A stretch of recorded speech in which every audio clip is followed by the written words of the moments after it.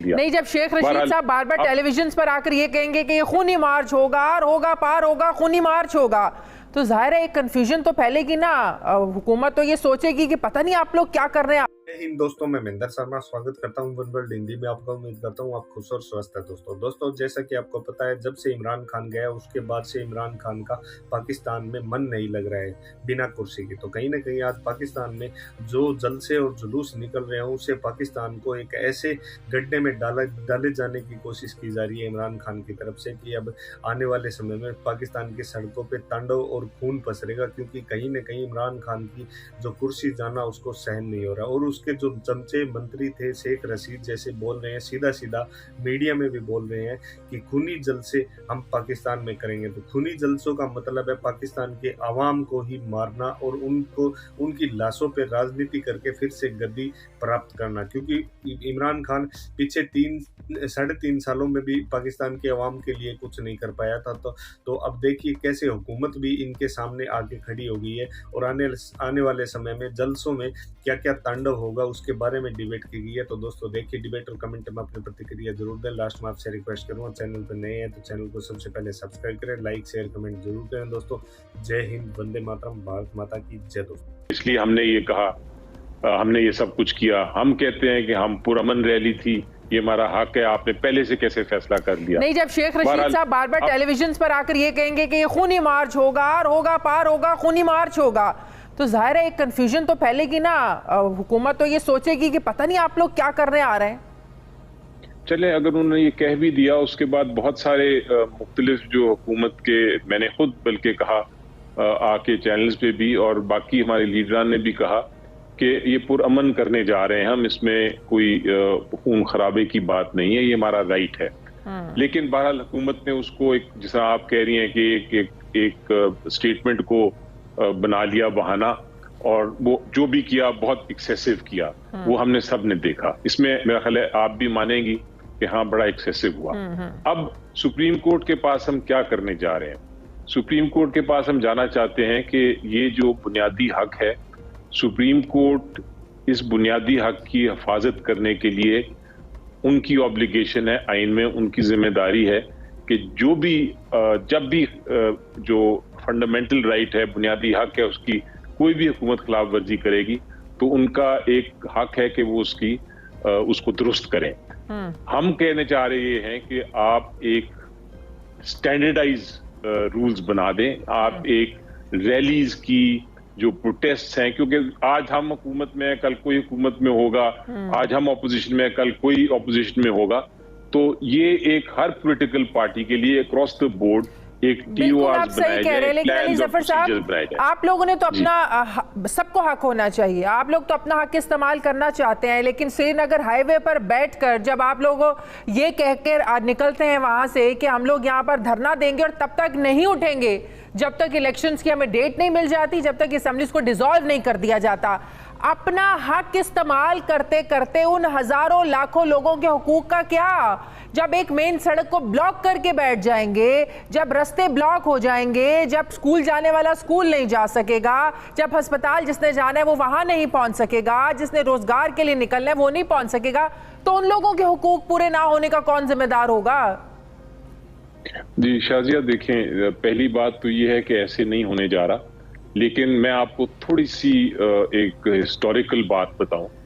आपने सुना होगा नेल्सन मंडेला का नाम, जिन्होंने पूरी अपार्थाइड की जो रिजीम को गिराया। आपने सुना होगा जो बहुत फेमस हैं मार्टिन लूथर किंग, जिन्होंने कालों की जो स्याफाम लोगों की, जो ब्लैक्स की राइट्स थी अमेरिका में, वो पहली बार इस्टेब्लिश की। आपने हमारी पाकिस्तान की तारीख पढ़ी होगी कि हमने जब पाकिस्तान की इंडिपेंडेंस ली, आज़ादी ली, उसमें हमने क्या किया। ये सारे लोगों ने, कायदे आज़म मोहम्मद अली जिन्ना से लेके नेल्सन मंडेला, जितने आपके सिविल राइट मूवमेंट्स हैं, वो इसी प्रोटेस्ट से आए हैं। तो कहा यह जाता है हिस्टोरिकली कि ये राइट ऑफ प्रोटेस्ट जो है वो इंडिविजुअल राइट से ज्यादा बढ़ के है। अच्छा। इंडिविजुअल राइट, ठीक है, आप ये नहीं कर सकते कि आप तोड़फोड़ करें, ये किसी को इजाजत नहीं, और हुकूमत का फर्ज है कि अगर कोई भी रैली में तोड़फोड़ करता है तो आप उनको तो लोगों की रोजमर्रा की जिंदगी की मामूलात में खलल पड़े, वो भी इट्स ओके है, कोई मसला नहीं है, लेकिन क्योंकि एहतजाज हर रैली का जो है, हर रैली का इंडिविजुअल पे इफेक्ट होता है, लेकिन रैलीज पूरी दुनिया में निकाली जाती है।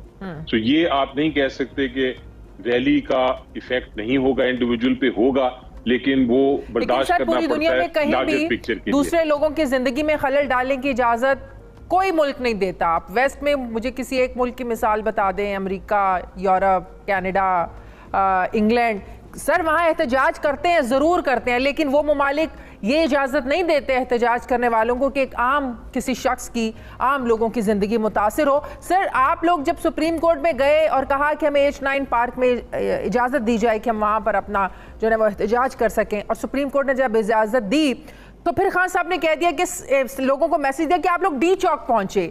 सर ये भी एक खिलाफ वर्जी नहीं थी जो आप लोगों ने कमिटमेंट किया, फिर आप कह रहे हैं कि नहीं आप डी चौक पहुंचे? जी, इसका मैं पहले आपको सेकंड जवाब देता हूं, पहले मैं जरा कंप्लीट कर लूं। जी, जो पहला आपका पॉइंट था वो आपका एक बचाव पॉइंट है, लेकिन उसमें आपको एक बैलेंस क्रिएट करना पड़ता है। रैली वाले, जिस तरह मैंने कहा, ये नहीं कर सकते कि लोगों की तोड़ फोड़ करें या पब्लिक प्रॉपर्टी की भी तोड़फोड़ करें, ये नहीं हो सकता। लेकिन रैली जब निकलेगी तो उससे लोगों को इफेक्ट तो जरूर होगा, और कहा यह जाता है कि चूंकि रैलीज जमहूरियत का इतना एक गहरा ताल्लुक है, इसलिए उनको रोका नहीं जाता। और ये पाकिस्तान की बात नहीं मैं कर रहा, आप एशियन ममालिक को ले लें, आप यूरोपियन ममालिक को ले लें, हर जगह रैली निकलती है तो एक उसका प्रोसीजर रूल जरूर होते हैं, लेकिन उसके साथ साथ वो इफेक्ट करता है लोगों को। ट्रैफिक भी जैम्स होती हैं, प्रॉब्लम्स भी होते हैं, लेकिन वो बहरहाल जमहूरियत का हिस्सा है। अब आपका दूसरा पॉइंट था कि सुप्रीम कोर्ट ने कहा कि आप इस जगह पे कर लें रैली और हमने नहीं किया। ऐसी बात नहीं है। असल में ये सुप्रीम कोर्ट तब इन्वॉल्व हुआ था जब ये सारी पकड़ धकड़ हो रही थी, जब रैली निकल चुकी थी, जब लोग अरेस्ट हो रहे थे। क्योंकि मैं खुद इस्लामाबाद हाई कोर्ट में गया था जब अरेस्ट हो रहे थे लोग, अभी रैली निकली भी नहीं थी, तो हम कह रहे थे कि हमें इजाजत दी जाए कि ये हमने रैली निकाल दी, और हमें पहले से ही प्रिजम्पशन करके तो अरेस्ट भी कर रहे हैं, लोगों को मार धाड़ भी कर रहे हैं। तो ये सारी चीजें सुप्रीम कोर्ट, उस वक्त जिस सुप्रीम कोर्ट में मामला आया था, तो सुप्रीम कोर्ट ने कहा था कि आप कमेटी बनाएं और कमेटी बना के ये फैसले करें, हम आपको उन फैसलों के मुताबिक फिर इम्प्लीमेंट करेंगे। लेकिन आपको याद है कि बाय द टाइम वो 10 बजे शायद रात का वक्त था जब कमेटी ने मिलना था, बाय द टाइम काफी मामला आगे जा चुका था। लोगों को मुझे भी पता है कि बहुत सारे मेरे जानने वालों को, वकला को भी बड़ा तशद्दुद किया गया, उनको मारा गया। तो आप इन वजूहात को लेकर फिर आप लोग पीछे हट गए और आपने कोशिश नहीं की कि बातचीत की जाए, आगे बढ़ाई जाए? तो फिर आई थिंक खान साहब ने फिर ये देख के कि ये ज्यादा मामला एक तसादुम की तरफ जा रहा है, तो फिर उन्होंने शायद कॉल ऑफ कर दिया होगा उस वक्त। लेकिन ये कहना दुरुस्त नहीं है कि हमने कोई इजाजत मांगी किसी जगह की और खास कोई एग्रीमेंट हो गई किसी जगह की। खान साहब ने आपको डायरेक्टली कहा कि कमेटी कोई कमेटी नहीं बनेगी, कोई इस पर बातचीत नहीं होगी, हुकूमत के किसी नुमाइंदे से बात नहीं होगी, क्या खान साहब ने डायरेक्टली आपको ये मैसेज दिया? नहीं, मेरी तो इन्वॉल्वमेंट नहीं थी इस केस में। मैं तो इस केस में इन्वॉल्व नहीं था। मैं तो आपको वो बात कर रहा हूँ जो रिकॉर्ड की है।